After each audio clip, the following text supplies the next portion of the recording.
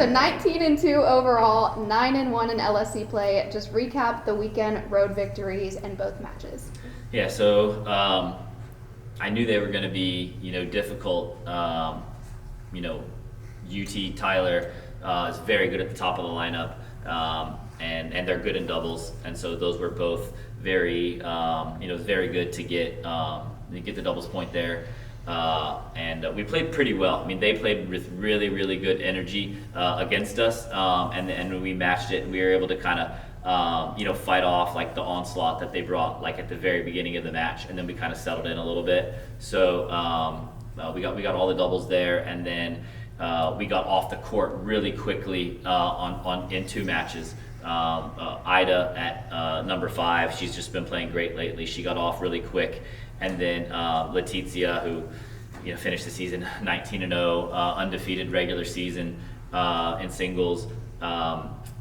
Hers took a little bit of time just because the player she was playing against, she's like top 20 in the country. Letizia is like number 8, and I think Muskan is maybe 15 or 16. And so like that was a really, really tough battle, but Letizia just didn't blink when it got tough. And so we got up 3-0, and then it took a little bit of time before we got our next point. We did lose a couple close ones. We lost one in a 10-point breaker at the end. We lost one 6-4 in the third. So in the end, the final score was 4-3. But I mean, it could have been 6-1, could have been 5-2. But in the end, what we've been talking about for the last couple of weeks is just getting to 4 every match is kind of like the most important thing. So to get that done was very good. And then we went to DBU. And we actually, due to the weather in Dallas, we actually ended up playing at TCU's indoor facility. So we really appreciate TCU making that available, and really appreciate DBU making that happen for us, because just for conference implications, like everyone wanted to make sure we got all the matches in, and especially be able to get them done on Saturday and not having to wait to Sunday like some of the teams did, to make sure we had kind of like maximum rest going into the tournament. So that was. We've only had one indoor match this year, and that was one of the ones we lost, and it was kind of a crazy, situation. Again, we were playing on 5 courts because that's what TCU has in their indoors. So everything is just kind of compressed when you're doing that. Like you don't all have the same amount of, you don't have the same warm up time, you don't have the same like space for warm ups, and then doubles. Doubles being indoors actually I think kind of benefited us a little bit. Just because they play very high energy doubles, but so do we, and it's just like we were just able to kind of get the better of them. I think that was only the second time they've lost a doubles point all year, and I just think now we were very close to losing on 3. We ended up clinching the doubles point before that ended up happening, but 1 and 2 were pretty comprehensive wins for us.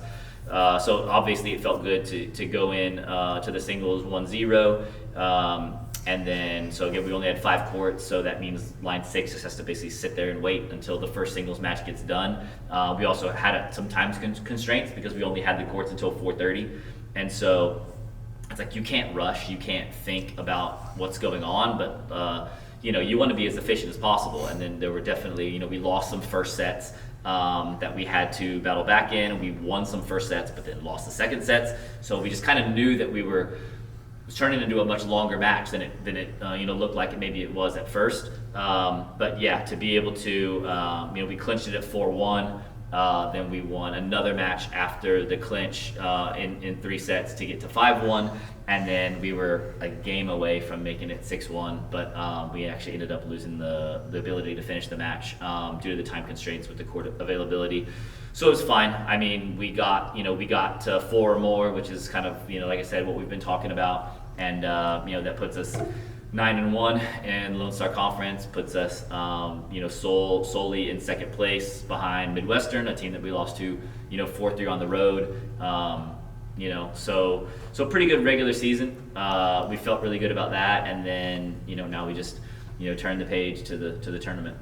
And that goes into my last question. Got the Lone Star Conference Championship coming up. Matching up with Kingsville, got the 4-3 win over them in LSC play, and you'll have seen them multiple times this year. What's it going to take to get past that first round of the championship?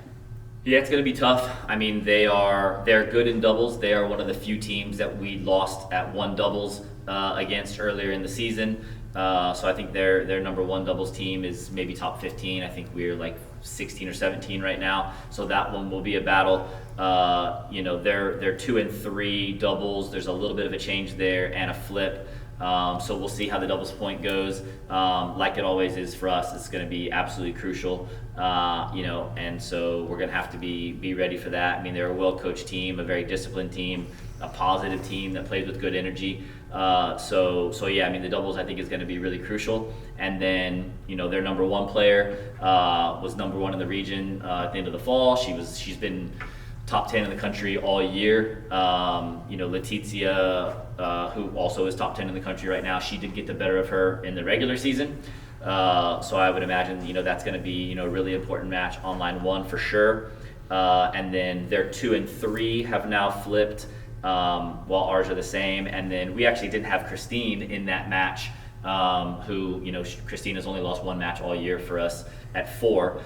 So there's going to be definitely some different matches at 4, 5, and 6.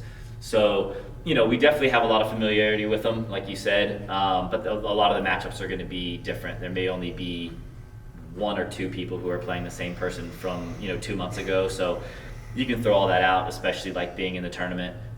So supposed to be at 8:30. I literally just got off the phone with the Lone Star Conference, and now that's going to be at noon. So that'll be Arlington Tennis Center noon on Thursday. So, it's a short week. I mean, only about 4 or 5 of the girls are going to practice today, and then, full team will practice tomorrow, and then we'll be on the road Wednesday morning to get up there and practice there, and then noon Thursday to, hopefully keep this thing going.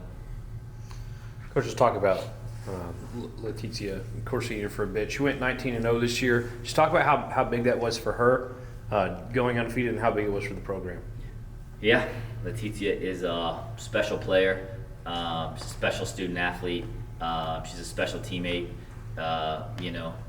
Conference freshman of the year last year. Top 40 in the nation as a freshman. Second team all conference, singles and doubles. And then to be able to, to even improve on that this year, stepping up to the number 1 line, stepping up to number 2 doubles. She's 19-0 in singles, and that includes multiple wins over nationally ranked players. I think she's got maybe 6 or 7 wins over nationally ranked players now. And in doubles, they've only lost, her and I have only dropped 2 matches in doubles, which were really close. Both of them happened on the same weekend.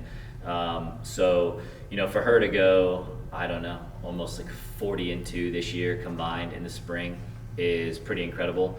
And again, it's really nice as a coach to feel really comfortable when you're putting your number 1 out there and knowing that, she's very talented and she knows how to win and she's going to play really hard. That's obviously, a huge accomplishment for her. I think she's actually only dropped 1 set all year. So to be able to be that dominant, against the level of teams that we play, against the level of, competition she has playing at number 1 was just an incredible result for her so far this year. Is that something that you can actually build a team around, like in the off season when you're recruiting?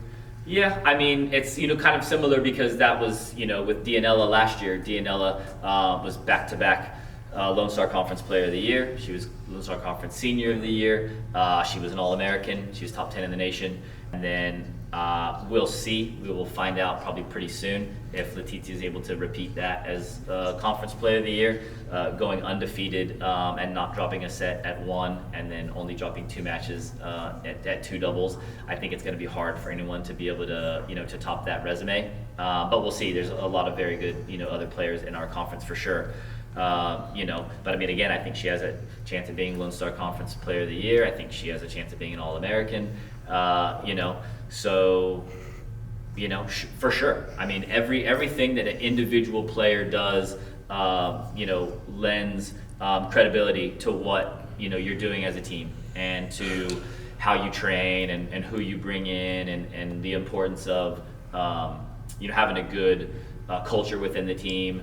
Anytime you have individual accolades for your players, that definitely, not only should make them feel very good and accomplished, but it also does, it helps their teammates because their teammates know that they're, on the court every day with a player of that caliber. And we've got doubles teams that are also nationally ranked. And, So yeah, to have players be that dominant and that successful at the level we're at, I'd like to mention that to anyone that I talk to, any recruits, any donors, any interested people. It's like, hey, potentially 2 years in a row, top 10 player, All-American, Lone Star Conference Player of the Year. These are the things that we're doing here at Angelo State Tennis, and I'm just excited to see who potentially is going to be the next one next year. So, All right.